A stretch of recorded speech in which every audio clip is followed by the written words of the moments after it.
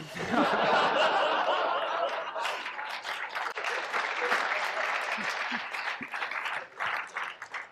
talked a little bit about this idea of signaling virtue. And one thing that I thought about, a lot of activist causes, ones you might characterize as self-congratulatory, seem to emphasize concepts like validation and affirmation. In your experience, either as a professor, as a psychologist, do you think that this is an example of virtue signaling, and perhaps provide like a definition of virtue signaling first? Or do you think there is some value in these types of principles or these types of interactions? I don't think there's any value in those principles at all. I mean, I can say, well, I think you're a really good guy. Oh, you know, yeah. Dr. And I Peterson. mean, no, at most, that's, well, first of all, it's cheap and easy. That was easy. And now I'm a good guy because, you know, I'm perfectly willing to affirm you. It's like, everyone has a problem, let's say, with self-affirmation. This is why I hate that word, but I'll use it temporarily. This is part of the reason why I'm an admirer of in part of the existential philosophers and psychologists. Because one of the points they made is that, well, human beings are flawed creatures. We have tragic lives. We're very, very vulnerable. And so it's very easy for us to despise ourselves and to despise and have contempt for humanity itself. And there are reasons for that. We're weak, we're flawed, we're malevolent, we don't last very long, we're not very attractive, we have an endless litany of faults, both as a species and as individuals. Well, so you're stuck with that. That's just part of being itself. It's built into the fabric of being. So what do you do about that? Well, you don't go around waiting for someone to tell you what a good person you are. That's not, first of all, it's not believable. It's not helpful. That doesn't mean you should be tormenting people into a sense of even more fallibility than they already have. That's not, clearly that's not helpful. But the way that you develop a sense of respect for yourself, which is a better way of thinking about it, or respect for humanity for that matter, which is much better than thinking about it as an affirmation, is to bear up under the damn load. And then you can recognize yourself as something that's flawed, but that can tolerate the flaw and that can work towards alleviating it. And that's the pathway to the transcendence of tragedy, which is a much, like, compared to affirmation, it's like,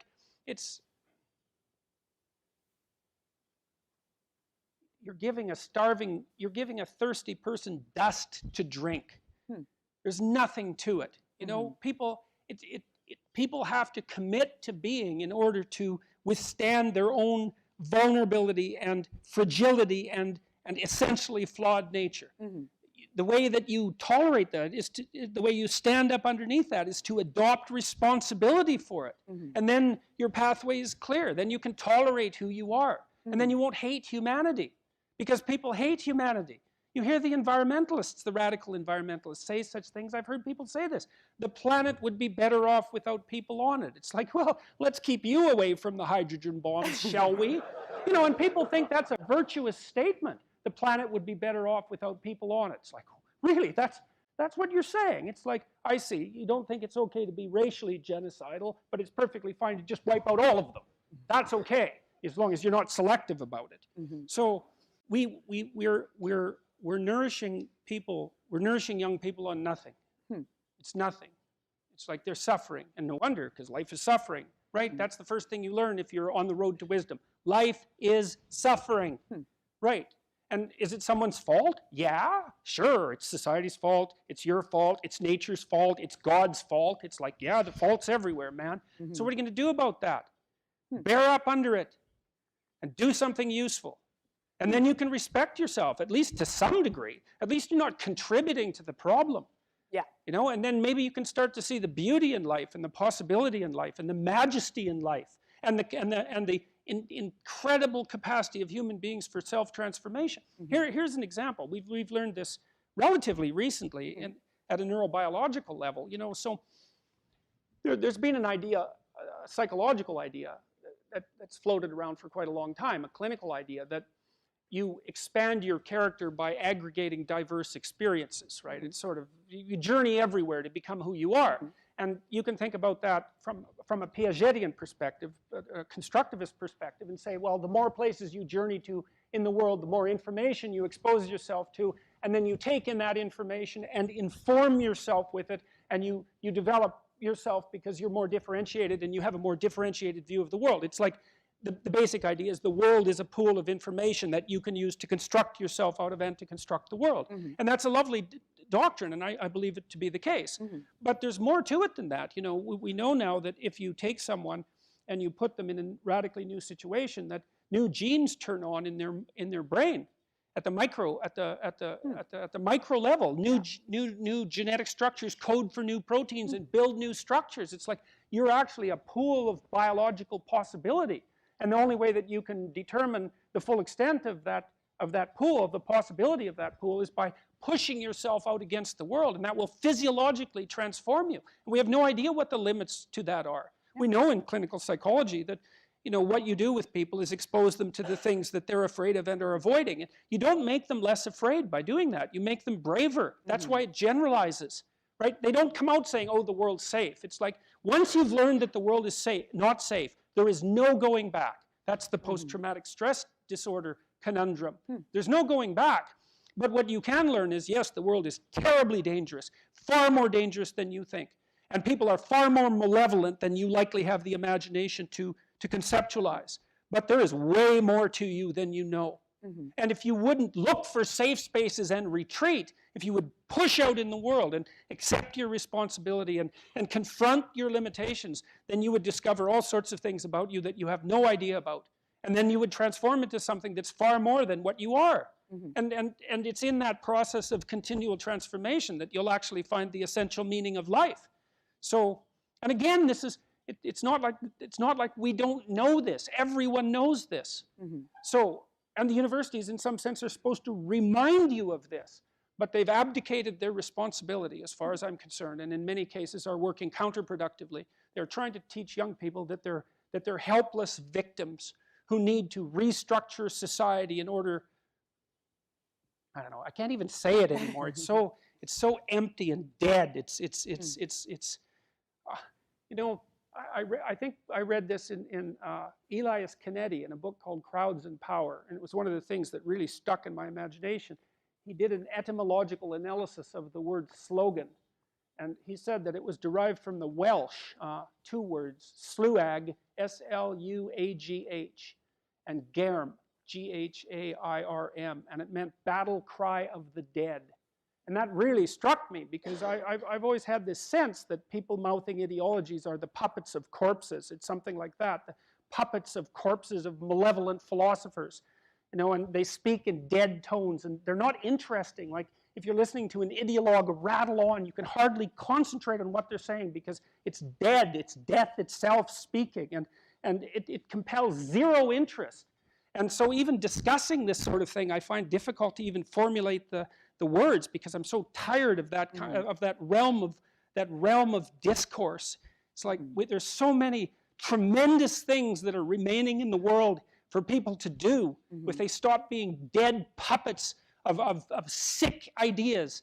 And it's appalling to me that it even and that opposition to that even has to be justified. Our entire civilization is opposition to that. And so, I mean, we can let it go if we want, but the alternatives are far gloomier than what we have now, I can tell you that. So we can let it all go.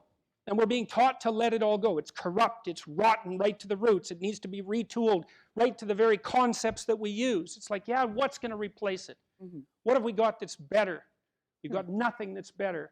What we have is something that could be far more than it is if people would just take it to the level that it could be taken to. And everyone wants to hear that. And that's has been a very long answer. This is why 91% of the people that are watching my lectures are men, as far as I can tell. So, Dr. Peterson, I think we have time for one or two more questions, then we might open it up to Q&A. One more question, according to Connor. And I want to end with it, because you were talking about your experience as a clinical psychologist. And I'm wondering if you have any advice for students on general topics of like mental health, wellness at college.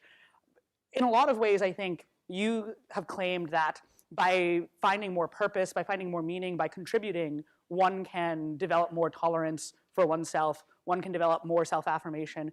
I'm wondering, though, if you think there are cases where there are people with a lot of potential, especially at Harvard, who may doubt their abilities, who may get quite anxious. I'm sure you've interacted with students, with clients as a clinician. What advice do you give them, or what do you think college students should know about enhancing their psychological well-being at college? We've done some research on that topic. I mean, one of the things that really seems to help is to write out your plans for the future. We have a program, an online program called Future Authoring that we've used with about 10,000 university students now and raised their grade point average 25% and dropped their dropout rate by about the same. It particularly works well for men who are generally underperforming women now, and so that I think it's raising them up. And it also works spectacularly well for non-Western ethnic minority men, which was also extraordinarily positive because, you know, that was a great unexpected outcome. But in some of it is to aim at something that's worth aiming at. And how do you determine what's worth aiming at? You think, well, okay, here I have my miserable, wretched life. Under what conditions would it justify itself? As far as I'm concerned, personally, like under what conditions would my life justify itself? And so you think, well, what sort of future would I have to have so that I could say this is worth it? And then that's what you aim for. And technically that works in part because we know that most of the systems that mediate positive emotion in human beings, and so those would be the dopaminergic systems that have their roots in the hypothalamic exploratory centers, are activated in relationship to the pursuit of a goal, not as a consequence of attaining something. That's a consumatory reward system, but human beings mostly run on incentive reward. And so it appears that the higher the goal, the more kick you get from noting your progress towards that goal. Now, you have to be careful because you don't want to pick a goal that's so impossible that all you ever do is fail in relationship to it. That's an issue of self-management, right? You want to pick a goal that moves you to the next plateau that you have a reasonable but not certain probability of attaining. So that's part of it, is to formulate a plan to decide who it is, what it is that you want to be, who it is that you want to be from a characterological perspective. And if you're having other problems, well, you know, some of that is, when you're talking more on the clinical end of things, is that, again, the devil's in the details, but it's useful to talk to people. It's useful to write about what it is that you're up to. But it's most worthwhile to organize your life, I would say, and to pick a goal and to aim at it. That's a very nice way of starting to straighten things out for yourself. So, but I mean, I would also say, like, I've had many clients. I often advocate the use of antidepressants. I mean, people, for example, people have all sorts of physiological problems that compromise their movement forward, and those have to be addressed. I'm not saying that you can lift yourself up by your bootstraps in every possible situation. I know that to not be true. You take whatever interventions you need in order to allow yourself to continue moving forward in the world. But, you know, and what do you do to try to set yourself up? Well, have some friends. That's helpful.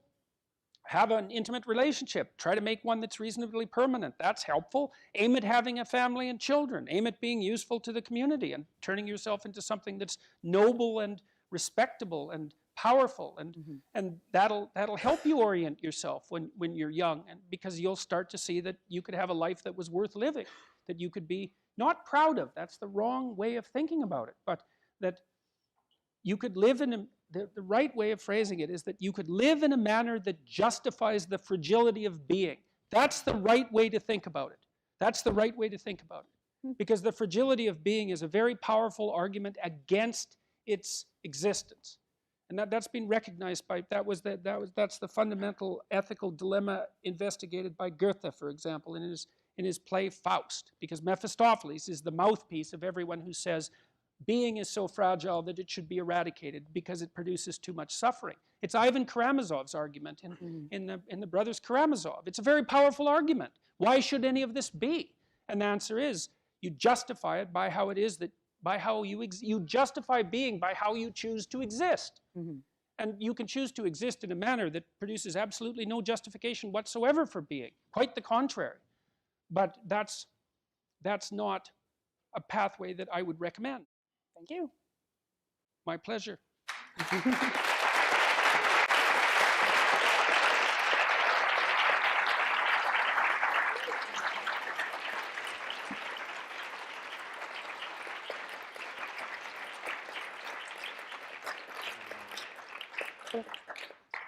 All right, so we have some questions, I think, from the audience.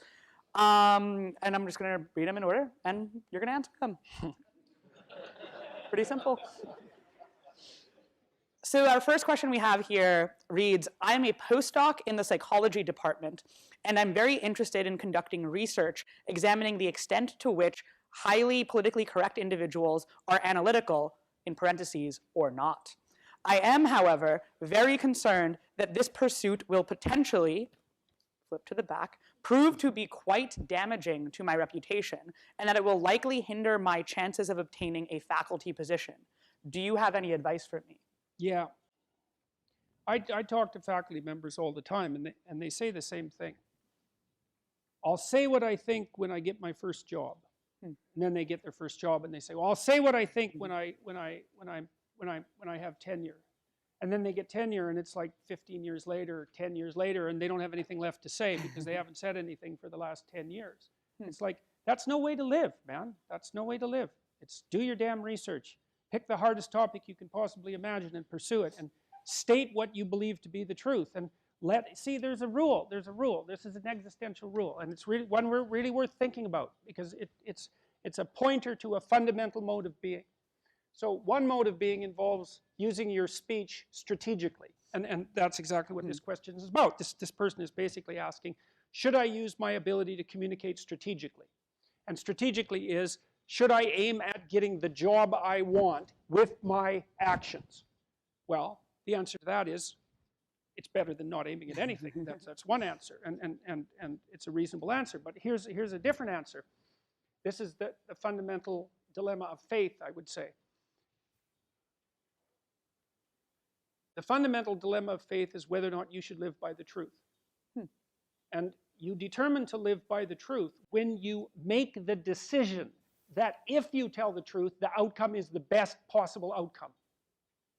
You see, that's an existential decision, right? And it's predicated on something like faith in the fundamental nature of being. Because if you ally yourself to the degree that you can with the truth, then what you're doing is acting out the proposition that being is structured in the best possible manner, because otherwise you wouldn't ally yourself with the truth. And if you decide to ally yourself with the truth, and you act in a manner commensurate with that, then your life will unfold in a particular way. And you have to take your chances if you're going to live like that. But the advantage to that is that, well, one advantage is you don't compromise yourself.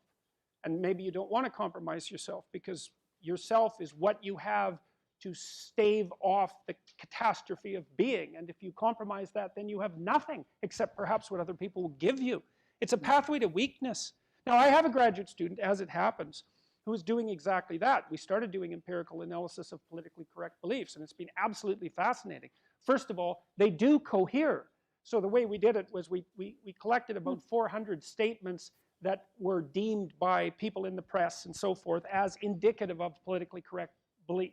We did that agnostically, and this is a standard construct validation process in psychology, is that if you want to find out if something exists, you want to find out if the elements of that entity, say a domain of beliefs, co-varies, such that if you hold one belief, you're more likely to hold another belief. And so then you can pile up the beliefs that are likely to occur if one occurs. And the essential way to do that is to oversample the domain of beliefs, subject them to a factor analysis, and see how they cohere. And we found that there were two factors that were associated with politically correct belief, and that they were very powerfully predicted by personality, most particularly by trait agreeableness, which was not a predictor of conservatism or liberalism particularly. But more to the point, the student who's doing that, her name is Christine Brophy. She's a very brave girl, very, very tough girl. And she's pursued this forthrightly, and it's led to nothing but opportunity, crazy amounts of opportunity. Now, it's a tough road to hoe. She knows perfectly well she's not going to be very popular in certain domains, but that's no reason not to pursue something. The issue is, are you interested in it? Do you want to find out the truth? Are you willing to pursue it? And are you willing to stake yourself on that? And if the answer is no, then you're not willing to stake yourself on yourself, and then God help you, because you'll have to be given something by someone else to stake yourself on, and they can always take it away. So it's like, don't be thinking politically about your career. It's foolish. It doesn't work. It really doesn't work. You'll be second rate at best. You'll be second rate and frightened at best. You'll never hit the top ranks if you perform like that. And having said that, I would also say, don't be an idiot. Don't make unnecessary enemies, right? I mean, there's no point in making unnecessary enemies. That's not wise. But don't sell yourself short. You know, you might be on the cutting edge of an entire new domain of psychology if you actually get it right.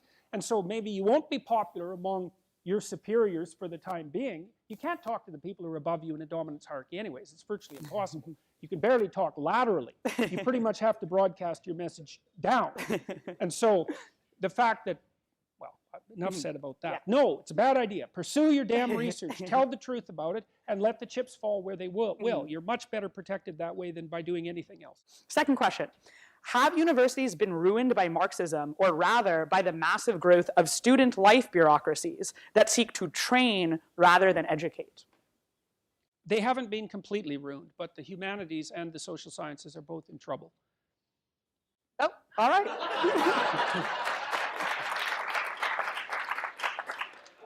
Could you please speak to the legitimacy of Harvard's decision to penalize students for being part of single-gender organizations that are not officially recognized by the university? For example, fraternities, sororities, and final clubs. It's cowardly. It's cowardly. It's politically correct. It interferes with freedom of association. So I would think they would have more important things to do. All right. Do you think...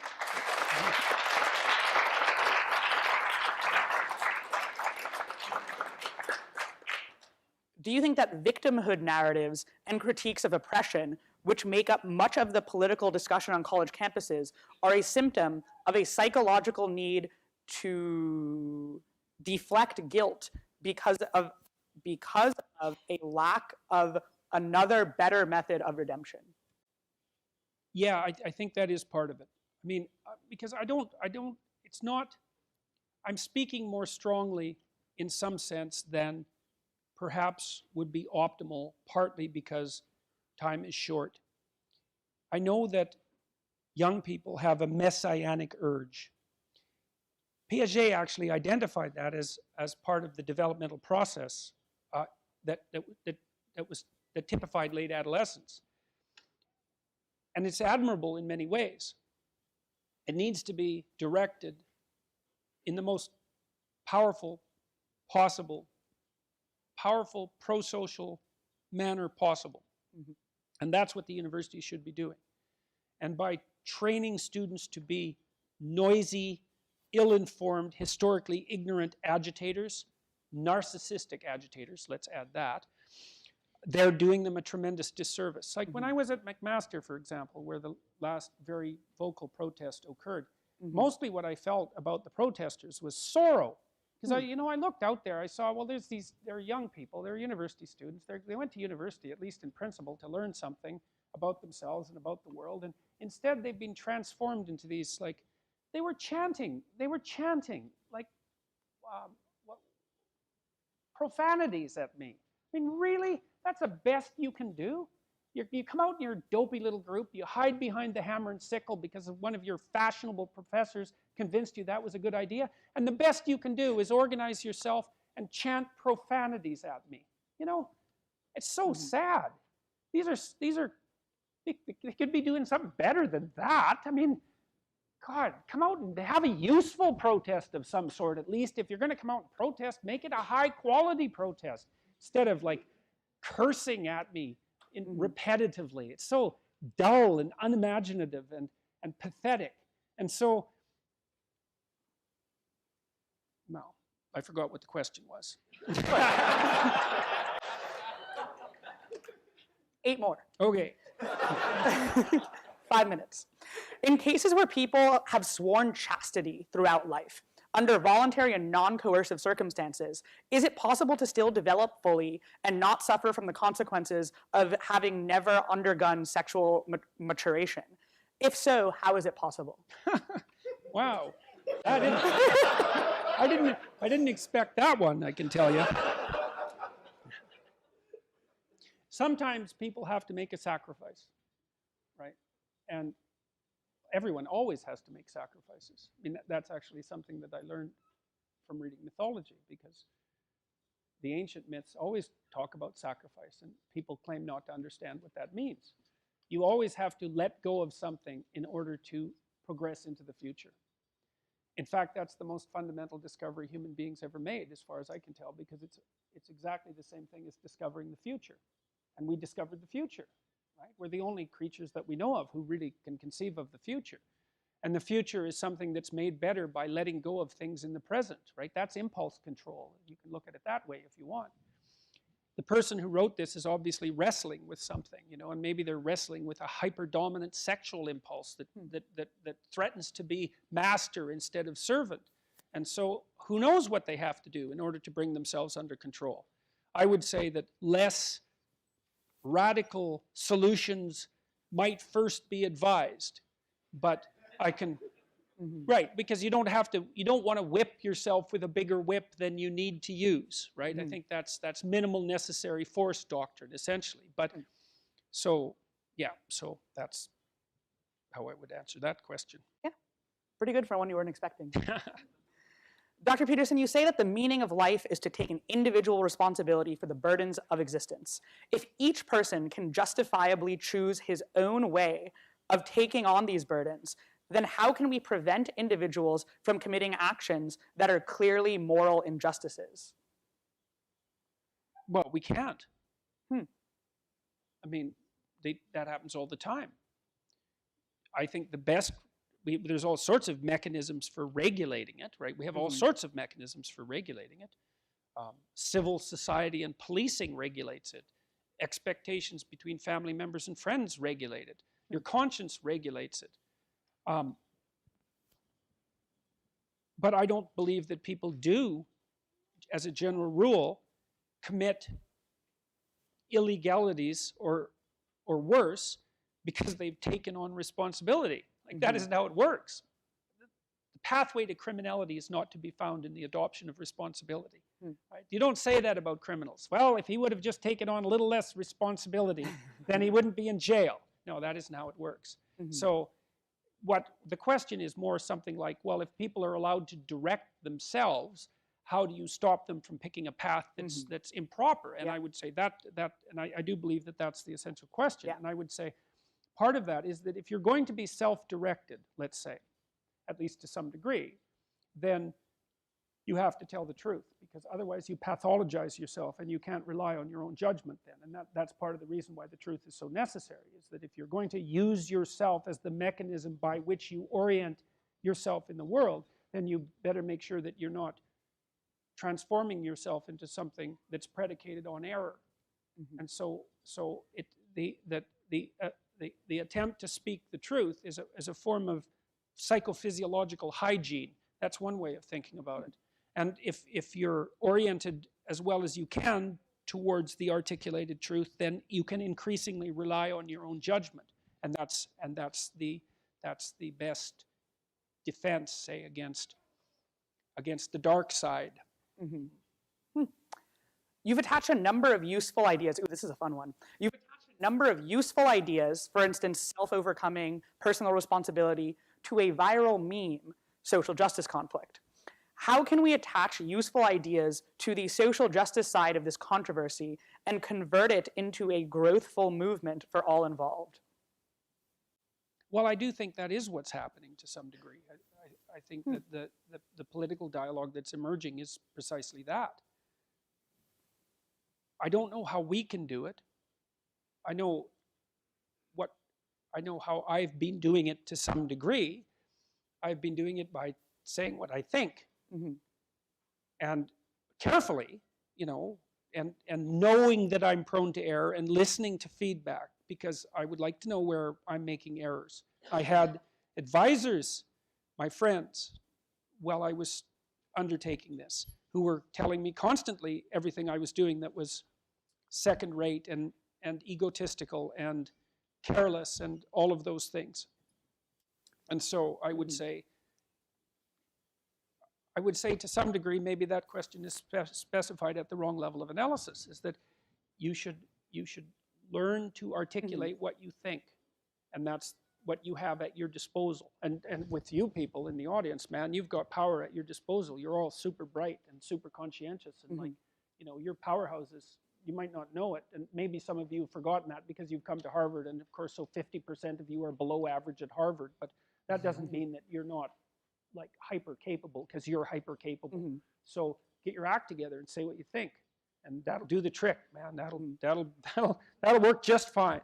Dr. Peterson, we're running out of time, so I'm going to ask you one last question. I think it's an important one, especially for some of the people who don't think you should be speaking here today, whether some of them are in this room or some of them were outside earlier.